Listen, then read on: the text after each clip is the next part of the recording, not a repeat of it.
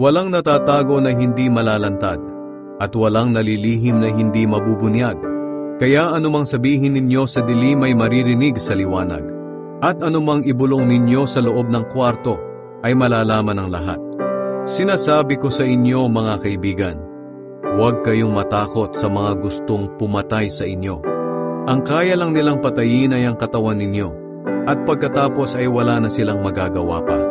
Sasabihin ko sa inyo kung sino ang dapat ninyong katakutan.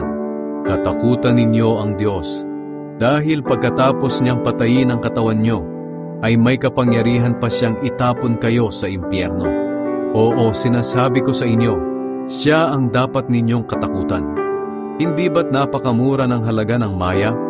Ngunit kahit isa sa kanila ay hindi nakakalimutan ng Diyos. Higit kayong mahalaga kaysa sa maraming maya. Kahit ang bilang ng buhok nyo ay alam niya. Kaya huwag kayong matakot. Sinabi pa ni Jesus sa kanila, tandaan ninyo, ang sino mang kumikilala sa akin na ako ang Panginoon niya sa harap ng mga tao, ako na anak ng tao ay kikilalanin din siya sa harap ng mga anghel ng Diyos.